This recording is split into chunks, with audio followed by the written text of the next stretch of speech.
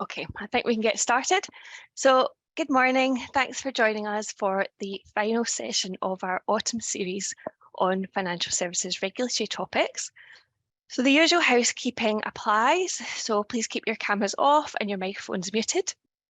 These sessions are designed to be short and snappy, so we won't take questions at the end, but do feel free to get in touch with any of our financial services regulatory team if you have any follow-up queries afterwards. This session will be recorded and it will be distributed to you afterwards. We've got 3 speakers today, lots of content, so let's get on with today's session on the Financial Services and Markets Bill. So I'll start us off just by giving a general overview of the Financial Services and Markets Bill. So the bill was first introduced into Parliament on the 20th of July this year. It's gone through the initial stages of first reading, second reading, committee stage. And as part of the committee stage, the bill was subject to over 5 days worth of sittings where the Public Bills Committee heard evidence from regulators, industry associations and experts and discussed the wide range of proposals in the bill. That committee sitting ended on the 3rd of November and we now have a new version of the bill for the report stage. The current draft of the bill reflects amendments hashed out during committee stage in House of Commons, and that most recent draft was published on the 4th of November, so just at the start of the month there. And the bill has not yet gone through House of Lords scrutiny, and we can expect to see some further scrutiny at that stage, potentially some major amendments with lobby groups wielding their influence at that stage. So we're not quite yet at a finalised state of the FSM Bill, but we're getting a good sense of what the enacted Act of Parliament will look like. There's no set timescale by which the bill will complete its passage through both Houses of Parliament, the House of Commons, laterally the House of Lords. We anticipate that it could take around 6 months from first being introduced to Parliament, so from July, when it was first introduced, that will take us into early next year until we see the bill being passed as law. And just moving on then to the next slide.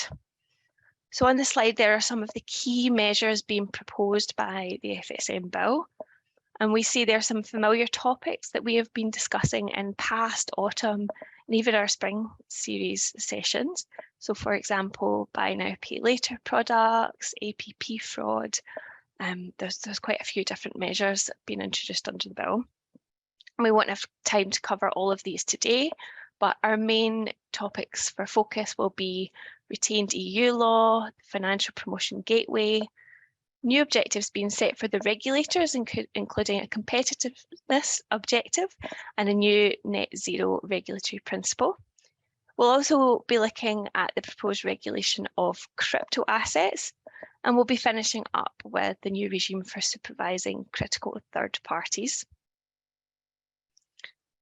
Many of the reforms that are being introduced by the bill reflect the outcome of the Treasury's Financial Services Future Regulatory Framework Review.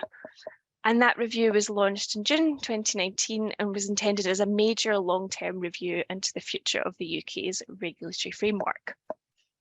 The UK government launched the review to determine what adaptations would be necessary to the overall approach to the regulation of financial services following the UK's departure from the EU, and also with the aim of ensuring that the UK's regulatory framework would be fit for purpose for the future. And the Financial Services and Markets Bill is directly as a result of that review and has been described by UK Finance as a once-in-a-generation opportunity to improve regulation, enhance consumer protection and create a more competitive financial services sector. That's a very quick introduction to the Financial Services and Markets Bill. And the proposals we will be discussing today are, of course, not yet finalised as the bill has not yet received royal assent, but we do expect to see these particular proposals in some form in the finalised Act. And I've got a minute or so, but I just wanted to discuss a proposal we won't be likely to see, and that is the proposed late addition government amendment, which would have enabled the Treasury to be able to override financial regulators. So that amendment in the bill would have given ministers the ability to direct a regulator to make, amend or revoke rules on matters that ministers deemed to be of significant public interest.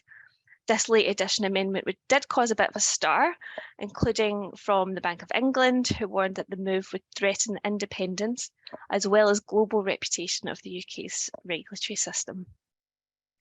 But the Treasury confirmed on Wednesday evening, so just yesterday, that it would not proceed with the so-called intervention power at this time, noting that the government was committed to the independence of regulators.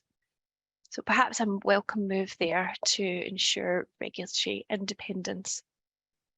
That's a very recent development on the progress of the bill, and I'm now going to pass you over to Marianne, who will pick up on the topic of EU divergence. Thanks, Sylvia. So the first key reform which we've picked out to discuss, which partly ties in with the reason the bill has come round in the first place, is the proposal to revoke retained EU law. And the bill will establish the legislative framework for the revocation of all EU retained law relating to financial services in the UK. So by way of background, the current model of financial services regulation was introduced by the Financial Services and Markets Act, aka FSMA. And the FSMA model delegates the setting of regulatory standards to the financial services regulators, the FCA and the PRA. And the regulators work within an overall policy framework which is set by government and parliament. So during the UK's membership of the EU, and in particular following the 2008 global financial crisis, the majority of new financial services regulation was developed and delivered at EU level. And examples of EU-derived legislation include MiFID II, the Markets and Financial Instruments Regulation, MiFIR, the European Markets Infrastructure Regulation, EMIR, and the Capital Requirements Directives and Capital Requirements Regulation, which member states were all required to implement through their own domestic legislation. And when the UK left the EU, the body of EU legislation that's applied in the UK was transferred into UK law by the EU Withdrawal Act 2018. And the government now intends to repeal, and where appropriate, replace retained EU law relating to financial services in the UK. So part 1 of the FSM Bill contains a mechanism to allow for this. So why is it being revoked? Well, HM Treasury's view is that keeping retained EU law in the regulatory framework wouldn't be the best long-term solution for regulation of financial services in the UK. And one of the problems with the current system is that it's quite fragmented due to the fact that regulatory requirements are spread across a mix of each UK domestic primary and secondary legislation, retained EU law, and the rules and guidance of the regulators. And this fragmented rulebook is challenging for firms and consumers to navigate, as well as being difficult to maintain on a practical level.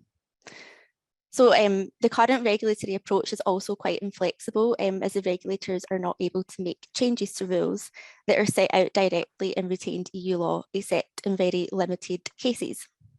And this isn't ideal when you think about how often financial services regulations need to be updated to take account of new products and markets. The government therefore wants to further the FSMA model by moving a large number of regulatory requirements which currently sit in EU retained law over to the UK regulators' rules and guidance. And by doing this, it will be much easier for the UK to update its regulatory requirements in the future. So what's being revoked? Well, the extent of the legislation that will be revoked by the FSM Bill is vast. It's intended to cover practically all UK law relating to financial services that reflects or implements EU law. And Schedule 1 of the bill sets out a non-exhaustive list of financial services measures that are to be repealed. And these include all direct principal EU legislation, such as regulations, legislation enacted to implement EU legislation, instruments made under the EU Withdrawal Act to address deficiencies in retained EU law. So this is so-called onshoring legislation, EU tertiary legislation, and certain areas of primary legislation. And retained EU law, which is already part of the regulators' rules and guidance, won't be revoked through the bill due to the fact that these rules can be updated by the regulators themselves in accordance with the powers given to them under FSMA. So in terms of timings, when will this take place? Well, as I touched on, the government envisages that many of the provisions in retained EU law will be replaced by the regulators in their rules and guidance rather than through legislation. When retained EU law is revoked, the regulators will need to replace the regulatory requirements contained in that EU law with appropriate rules reflecting their objectives. And the government expects this to take a number of years and will be a significant amount of work for the regulators, so it will likely be a gradual process. The government hasn't given a formal deadline by which it intends the revocation of EU law to be completed. And in some areas, HM Treasury and the regulators might conclude that the most appropriate course of action would be to replace a piece of retained EU law with rules that are materially the same as what has been revoked. And if this is the case, then the bill enables HM Treasury to exempt the regulators from the requirements to conduct a consultation and cost-benefit analysis. So it will be interesting to see what happens in this space and how significant any changes to the rules might be. And if you want to find out more, then the explanatory notes to the bill give quite a lot of information as to what's proposed. So moving on now to another key reform which we've picked out from the upcoming bill, it's the proposed gateway for the approval of financial promotions. I won't go into too much detail about this because for those who joined our webinar last week on financial promotions, you'll know that this was discussed in some detail. If you missed it and you're dying to find out what was discussed, then the link to the recording should have been sent round, which will allow you to catch up with it. But that being said, as it's a key proposal in the bill, it would be amiss not to briefly mention it today.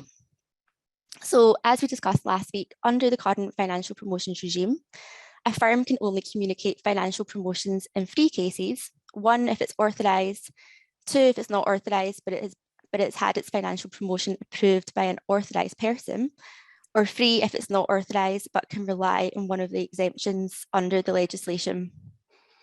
So as it currently stands, an authorised firm is essentially able to approve any financial promotions of an unauthorised firm by virtue of being authorised. This is set to change though with the proposal of a new gateway.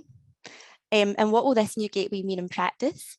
Well, in order to approve an unauthorised firm's financial promotion, the authorised firm will only be able to do so if it's obtained consent from the FCA to be able to provide such approvals.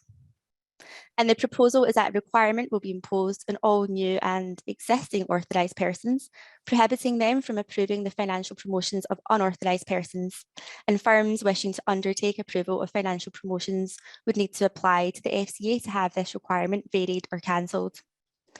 The new gateway won't apply to firms approving the financial promotions of an unauthorised person within the same group, firms approving its own promotions, and principals approving the financial promotions of their appointed representatives.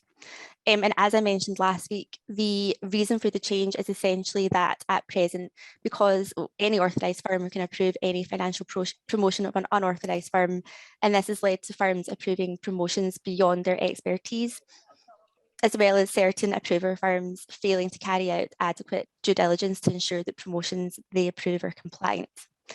And the changes to the regime will allow the FCA to assess the suitability of a firm before it's permitted to approve financial promotions, and will also mean that it has a record of which firms are approving financial promotions. And these changes will be made by way of amendments to FSMA, and it's these amendments which are included in the bill. And then just finally, before I pass you on to Jake, I wanted to touch on the new objectives for the regulators, which are coming into play under the FSM Bill. So the first is an economic, competitive and growth objective, which the FCA and PRA will be required to advance as far as reasonably possible when just discharging their general functions. So this objective will make them obliged to support long-term growth and international competitiveness. And the government has chosen to implement this objective as it has its sights set on making the UK an attractive jurisdiction for financial services in a post-Brexit world. The government has, however, made it clear that this is a secondary objective and that financial stability and consumer protection should be prioritised over the UK's competitiveness. And then secondly, the FSM Bill will also introduce a new regulatory principle, which will state that the FCA and the PRA will be required to observe the UK's statutory climate targets. This principle, referred to by HM Treasury as the Net Zero Regulatory Principle, is intended to ensure that the regulators have regard to the government's statutory commitment, as set down in Section 1 of the Climate Change Act, to bring greenhouse gas emissions to net zero by 2050. This is the UK's net zero emissions target.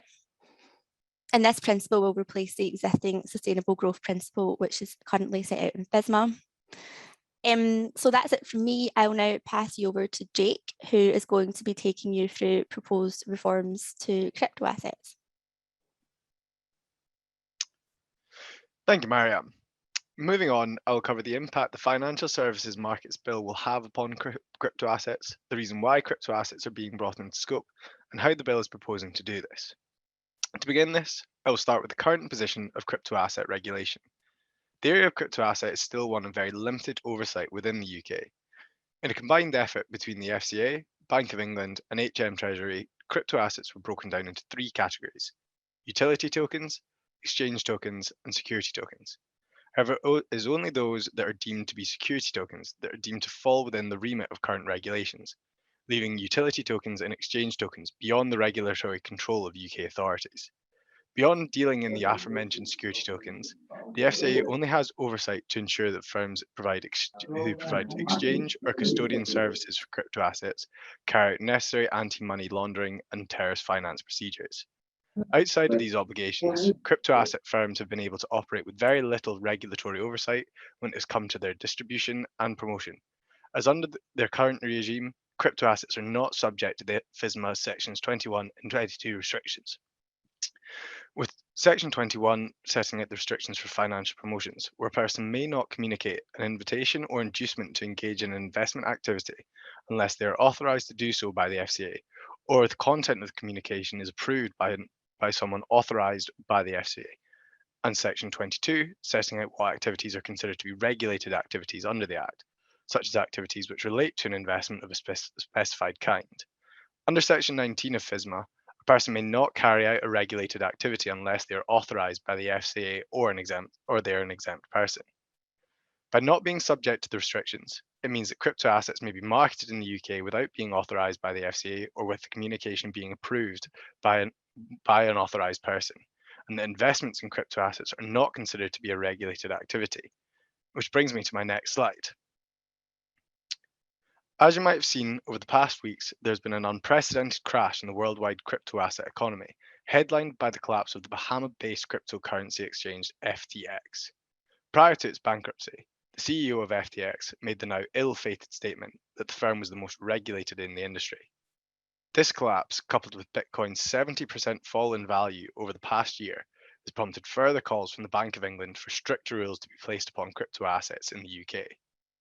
As mentioned, the FCA has extremely limited oversight over crypto assets. This was demonstrated by the furthest extent to which the regulator could act, was to warn prospective customers that FTX was providing financial services in the UK without the FCA's authorisation. These warnings were shown to be in vain, with as many as 80,000 UK crypto investors losing funds in FTX. With the ever-increased prevalence of online investment platforms and the ease with which they can be accessed by consumers, it is not a surprise that investment as volatile as crypto assets is something regulators are keen to bring within scope, particularly when considering the FCA's new consumer duty and the concerns over young investors and vulnerable customers choosing investments that are not suited for their needs or their tolerance for risk. Which brings me to our next slide. With the current position of crypto within the UK established, I'll move on to the changes introduced in the bill and the effect they will have upon crypto assets within the UK financial services industry. These changes are found in Section 61 of the bill, as amended on November 4th this year. The first thing the bill does is to bring crypto assets into scope for both FSMA Section 21 and 22 restrictions, with both sections seeing the definition of investment expanded to now also be including where an asset, right, or interest or comprises or represents a crypto asset. The intention of this is clear, to leave little room for interpretation, so that where even the smallest amount of a crypto asset makes up the investment, then it will be within the scope of the restriction. The effect of this will result in the expansion of the oversight that the FCA may have over cryptocurrency firms within the UK, as from the implementation of the bill, crypto asset firms will be required to obtain authorization or approval from an authorized firm to issue financial promotions, something that will become increasingly difficult due to the expanded Section 21 gateway, and obtain authorization with the FCA if they wish to operate within the UK. Which brings me on to the next step. Following the addition of crypto assets to the Section 21 and 22 restrictions, the next change to be introduced by the bill is one of the most important, as the definition of crypto asset is set out to be added in Section 417 of FSMA. Here, a crypto asset is defined as any cryptographically secured digital representation of value or contractual rights that A, can be transferred, stored, or traded electronically, and B, that uses technology supporting the recording of or storage of data, which may include distributed ledger technology. This crucially is set a wide scope as to capture as wide a range of crypto assets introduced in the future as well as those present currently. It also is importantly been defined to mirror the definition laid out in the European Commission's Regulations on Markets and Crypto Assets, MiCA, outlining the UK government's intention to bring UK crypto asset legislation in line with the EU legislation. So whilst, as Marianne has described, there's a general desire to diverge from EU law, this is an area that they are keen to, at least to start with, stay in line with the European policy. A final note on the changes introduced is while the definition that has been introduced has provisionally been set out to mirror that of MiCA's definition, a power has also been set out in Section 61, whereby the Treasury may, by regulations, amend the definition of crypto asset. This has been done with the intention to continue to future-proof the regulations, a particularly important step given the fast-developing nature of the crypto asset industry. Thank you for joining for my whistle-stop tour on the impact of the Financial Services and Markets Bill on crypto assets within the UK. I'll now pass on to Sylvia, who will be discussing critical third parties in the bill. Thanks, Jake. So as Jake has said, the final initiative we will cover today is the proposed new regime for supervising critical third parties. In essence, this would mean that service providers who are not currently subject to financial services regulation would now be brought within the scope of regulation. And what is the reasoning for this? At the moment, as you will no doubt be aware in your own organisations, firms and financial market infrastructures, or FMIs, rely heavily on third-party service providers to support their operations. These third-party services include IT and other technology, cloud-based services, data analytics firms. So at first blush, this new scope of regulation appears to cover a wide variety of third-party service providers. However, in reality, it will likely be a small number of providers who have to be designated as critical by the Treasury, and we'll come on to how that is determined. It's fairly significant for those providers that would come within scope who at the moment may have no direct relationship with financial regulators. However, it's not a completely new concept, and it will not change any existing obligations incumbent on regulated firms. So, for example, authorised firms will still be expected to comply with the operational resilience requirements, which require firms to identify important business services, set a tolerance for disruption of each important service, an impact tolerance, and ensure they can continue to deliver these important business services and stay within their impact tolerance in severe scenarios. So it's fair to say that third-party service providers are accustomed to seeing some level of regulatory requirements built into their contractual arrangements with regulated firms. But the proposals under the FSM Bill go further. The Financial Services and Markets Bill proposes to amend Part 18 of FSMA to enable the Treasury to designate a person who provides services to regulated firms as critical if, in its opinion, a failure or disruption to the services that party provides could threaten the stability of or confidence in the UK financial system.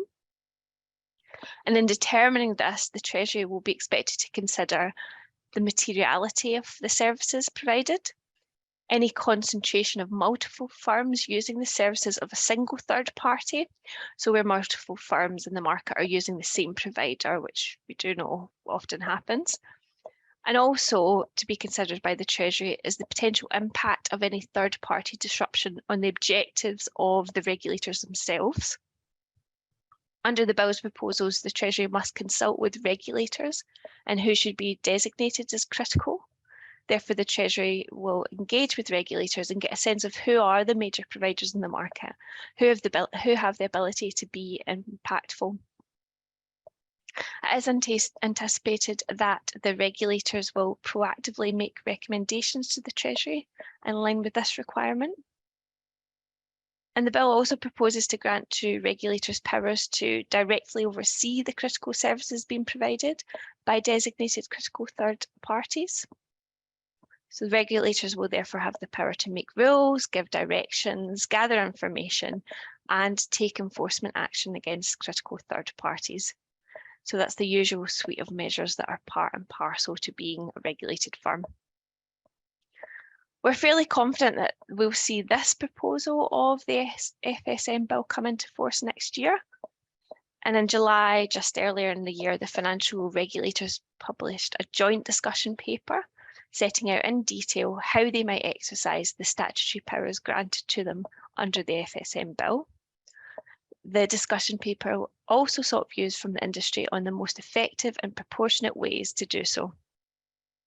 That discussion paper is still open and it closes on the 23rd of December, so do engage with it if you've got until the 23rd of December to do that.